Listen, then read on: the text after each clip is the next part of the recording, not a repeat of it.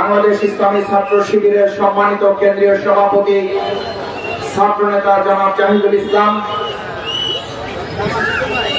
বিশিষ্ট আলেম দ্বীন বাংলাদেশ জামাত ইসলামীর কেন্দ্রীয় কর্ম পরিষদের অন্যতম সদস্য, খুলনা অঞ্চলের সম্মানিত তত্ত্বাবধায়ক শ্রদ্ধাভাজন জননেতা জনাব মাওলানা আবুল কালাম আজাদ, খুলনা মহানগরীর সংগ্রামী আমির জনাব অধ্যাপক মাহবুবুর রহমান সহ বাংলাদেশ জামাত ইসলামী খুলনা জেলার সম্মানিত আমির, ইসলামী ছাত্র শিবিরের সম্মানিত নেতৃবৃন্দ, সম্মানিত সুধীবৃন্দ, সম্মানিত সাংবাদিক বৃন্দ, সম্মানিত ভাই এবং বন্ধুগণ, সম্মানিত ফুলতলাবাসী, মহান আল্লাহ রাব্বুল আলামিনের দরবারে শুকরিয়া আদায় করছি যে আল্লাহ সুবহানাহু ওয়া তাআলা দেশের বিরাজমান এই পরিস্থিতিতে আমাদেরকে এখানে একত্রিত হয়ে কিছু কথা বলার, শোনার এরকম একটি সুন্দর পরিবেশ তিনি মেহেরবানি করে দান করেছেন।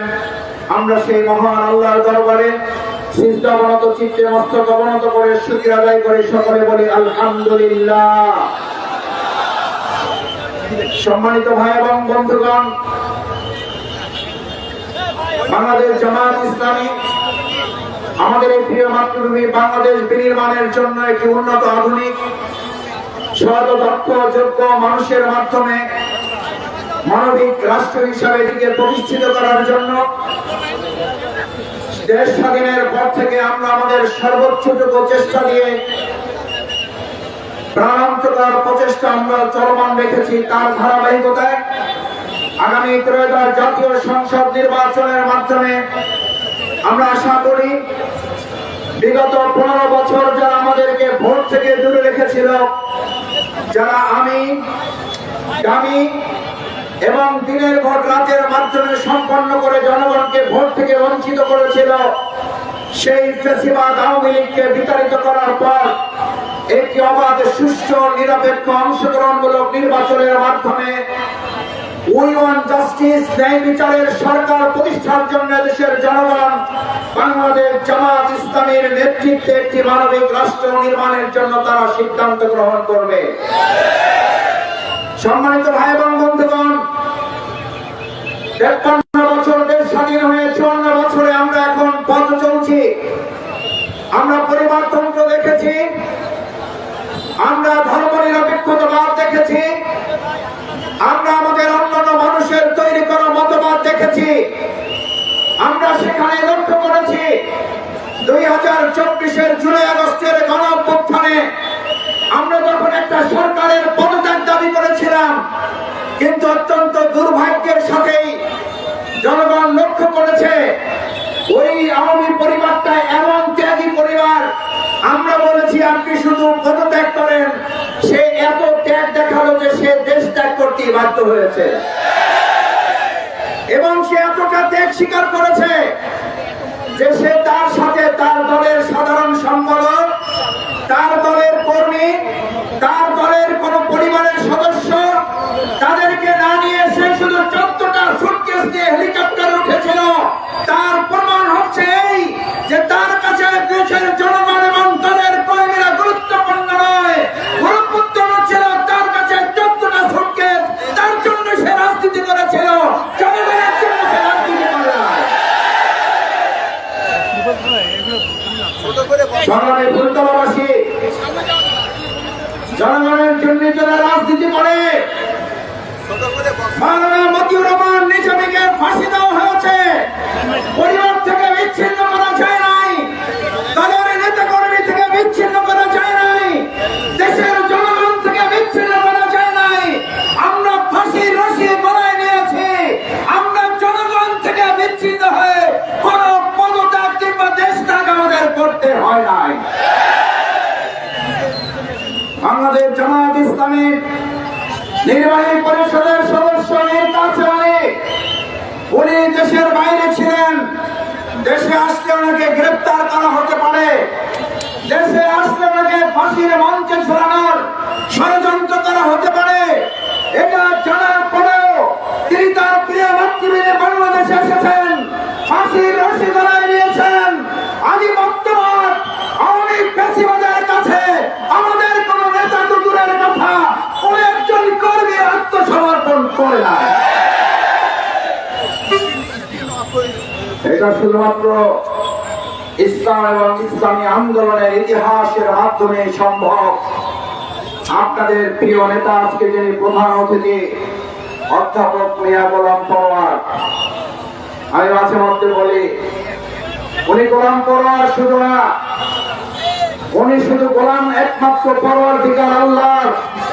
উনি পরোয়ারের গোলাম, উনি ফাঁসির রশির গোলাম না, উনি পরোয়ারের গোলাম, উনি অস্ত্রের গোলাম না, উনি পরোয়ারের গোলাম, উনি চাঁদাবাজের গোলাম না, সন্ত্রাসের গোলাম না। এর সন্ত্রাস এবং চক্রান্ত দিয়ে পরোয়ারের গোলামকে ভয় দেখে স্তব্ধ করা যাবে না। আমরা শুনি কেউ কেউ টাকার গরম দেখান, আমরা শুনি কেউ কেউ অবৈধ অস্ত্র বেশি শক্তির গরম দেখান। পরিষ্কার বক্তব্য, বাংলাদেশের মানুষ অবৈধ অস্ত্র, সন্ত্রাস, ফ্যাসিবাদ এবং জুলুম নির্যাতনের বিরুদ্ধে আবু সাইদ ভক্তরা গুলির সামনে বুক পেতে দিয়ে বলেছিল, এই বুকের ভিতর তুমুল ঝড়, যত বড় গুলি কর, গুলি করাই যুব ছাত্র সমাজকে আগামী দিনের কোন গুলি, সন্ত্রাস, অবৈধ কারাগার ভয় দেখে আমাদের কাছ থেকে আর কোন বিজয় ছিনিয়ে যাবে না, যাবে না, যাবে না।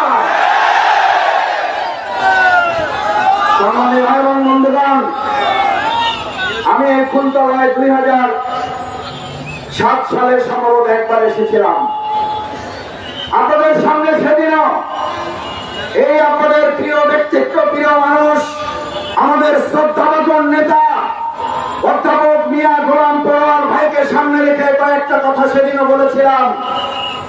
সেদিন আপনাদের কাছে সেদিনই আবদার করেছিলাম, ফুলতলা এবং ডুমুরি অঞ্চলের মানুষ যদি আমাদের এই প্রিয় সম্পদ, প্রিয় নেতা আমাদের অধ্যাপক মিয়া গোলাম পরোয়ারকে নিয়ে যদি শুধু ডুমুরি এবং ফুলতলার মানুষ চিন্তা করেন, তাহলে আমরা পটুয়াখালী, বাউফল, বরিশালের লোকেরা কোথায় যাব? আজকে আমরা শুধু আপনাদের ভোটের মাধ্যমে অধ্যাপক মিয়া গোলাম পরোয়ারকে এমপি বানানোর জন্য আপনাদের এখানে দাবি নিয়ে আসি নাই। আমরা দাবি নিয়ে এসেছি আপনারা এমন ভোটের মাধ্যমে বিপুলভাবে বিজয়ী করবেন, যাতে তিনি সংসদে গিয়ে গোটা বাংলাদেশের হয়ে কাজ করার সুযোগ আল্লাহ তাকে দান করেন। সেই কাজটি করতে পারবেন সবাই? সবাই কি রাজি আছি আমরা? আল্লাহ আপনার এই গোলাম, আপনার এই পরিবারের গোলামকে আপনি দেশের জন্য কবুল করেন, ইসলামের জন্য কবুল করেন, বাংলাদেশের জন্য কবুল করেন। সম্মানিত ভাই বোন বন্ধুগণ, তৃতীয় যে কথাটি আপনাদের কাছে বিশেষভাবে অনুরোধ রাখতে চাই, বাংলাদেশ জামাত ইসলামী ক্ষমতায় যেতে চায় না, বাংলাদেশ জামাত ইসলামী ইসলামকে ক্ষমতায় নিতে চায়।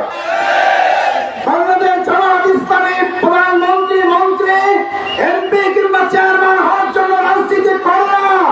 আমরা রাজনীতি করে দেশের মানুষের সেবায় নিয়োজিত করে একজন খাদেম এবং সেবক হিসাবে নিজেকে নিয়োজিত করার জন্য।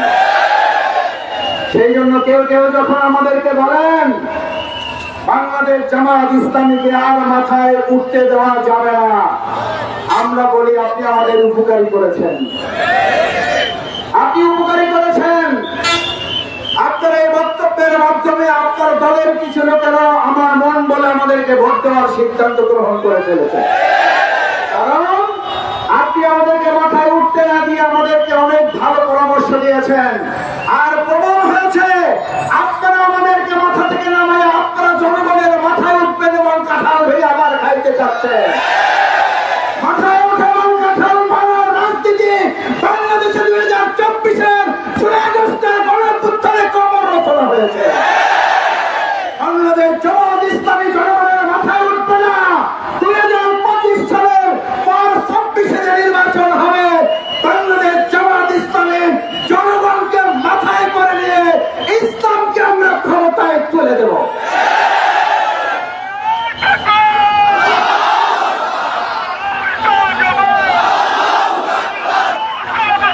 সম্মানিত ভাই এবং বন্ধুগণ, সবশেষ আপনাদের কাছে অনুরোধ করতে চাই, বাংলাদেশ জামাত ইসলামী যুবকদের জন্য আত্মকর্মসংস্থানের ব্যবস্থা করতে চায়।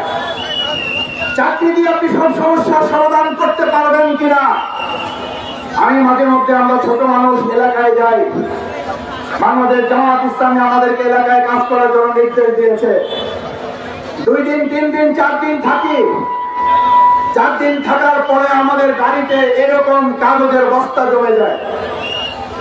বিশ্বাস করুন, সব যেন নষ্ট না হয়, আল্লাহকে সাক্ষী রেখে বলছি।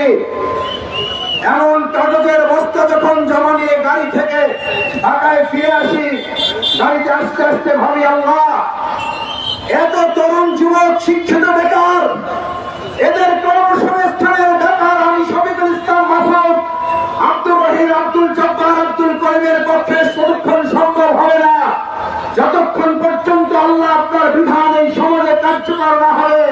যে বিধানের কথা আল্লাহ ঘোষণা করে বলেছেন, বিসমিল্লাহির রহমানির রহিম, ওয়া মান ইয়াত্তাকিল্লাহ ইয়াজআল লাহু মাখরাজান ওয়া ইয়ারযুকুহু মিন হাইসু লা ইয়াহতাসিব।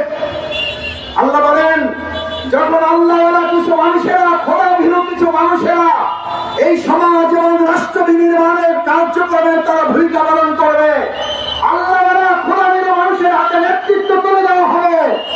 আল্লাহ বলেন, ইয়াজআল লাহু মাখরাজান, তোমার ওই সমস্ত চাকরি বাকরি আর ওই সমস্ত দুটো ইন্ডাস্ট্রি, এগুলো তোমার চিন্তা করতে হবে না। ওয়ায়ারযুকুহু মিন হাইসু লা ইয়াহতাসিব। গাড়িতে যখন ভাবি, আল্লাহর কাছে বলি, আল্লাহ, আপনি তো আমাদের সেই মহান রব, আপনার বিধান কার্যকর করার জন্য আপনার গোলাম হয়ে কাজ করছি। আপনি চাইলে যে কোনো জায়গা থেকে, আমরা যা কোনোদিন কল্পনা করতে পারি নাই, সেখান থেকে আমার এই তরুণ যুবকদের জন্য আপনি উত্তম রিজিকের ব্যবস্থা করতে পারেন। তিনি কি জাতিসংঘের মহাসচিব? তিনি কি কোন প্রধান উপদেষ্টা? তিনি কি প্রধানমন্ত্রী? তিনি হচ্ছেন মহান আল্লাহ রাব্বুল আলামিন। আমরা সেই আল্লাহর বিধান কার্যকর করলে, আল্লাহর বক্তব্য হচ্ছে, তারপরেই বলছেন, ইন তাত্তাকুল্লাহ ইয়াজআল লাকুম মিন আমরিহি ইউসরা। আল্লাহকে ভয় করে তোমরা কাজ করো, আমি আল্লাহ দুনিয়ার সমস্ত কাজ তোমাদের জন্য সহজ করে দেব। আমাদের জামাত ইসলামী এটা বলে না, এটা অহংকারের পর্যায়ে পড়ে। অধ্যাপক মিয়া গোলাম করার সব সমস্যার সমাধান করে দিতে পারে। শফিকুল ইসলাম মাসুদ, মাওলানা রফিকুল ইসলাম খান সব সমস্যার সমাধান করে দিতে পারে। আমরা বলি, সব সমস্যার সমাধান, সব সমস্যার সমাধান, সব সমস্যার সমাধান। বাংলাদেশ জামাত ইসলামী, আমি আমার বাপের কথা বলে এখানে ভোট চাইতে আসি নাই। বাংলাদেশ জামাত ইসলামী আমরা কোন নেতার কথা বলে ভোট চাইতে আসি নাই। বাংলাদেশ জামাত ইসলামী তাদের তৈরি করা গঠনতন্ত্র কোন মতবাদের ভিত্তিতে ভোট চাইতে আসে নাই। বাংলাদেশ জামাত ইসলামী ভোট চাইতে এসেছে সব